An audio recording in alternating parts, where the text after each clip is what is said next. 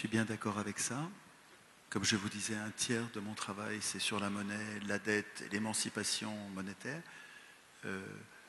Mais c'est par un processus constituant populaire que nous nous émanciperons sur le plan politique et monétaire. Nous ferons les deux en même temps.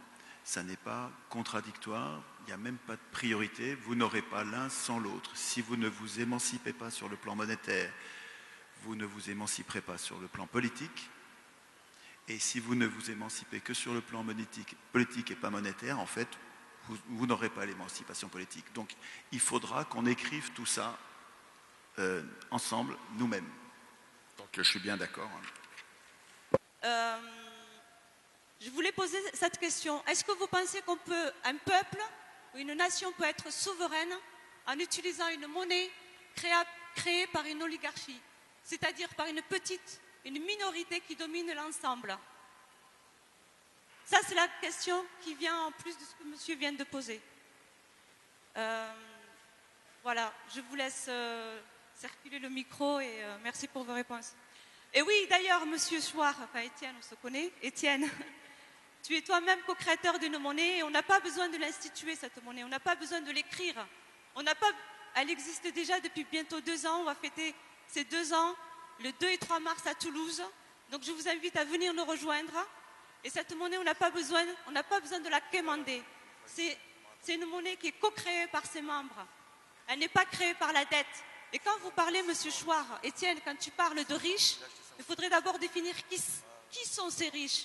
Ces riches, c'est les banques et les politiques qui nous invitent tous les 5 ans à aller mettre un bulletin dans une urne.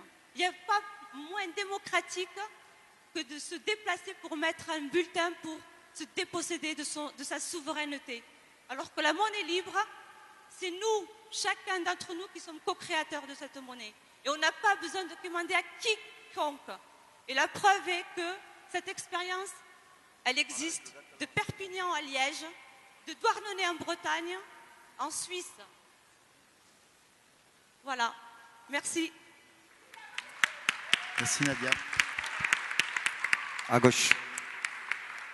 C'est vrai, il faut que vous alliez chercher sur Internet monnaie libre.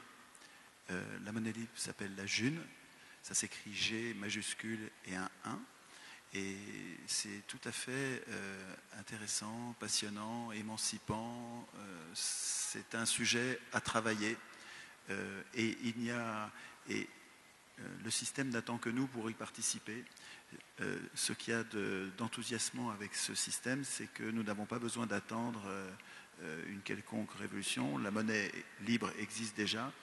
Il faut que vous alliez vous inscrire, devenir parrainé par 5 personnes et vous allez aussitôt devenir co-créateur de la monnaie. C'est-à-dire que l'étalon monétaire est devenu populaire et retiré à l'oligarchie financière. Donc ça ne règle pas tout, mais c'est tout à fait intéressant. Je vous recommande de travailler la question.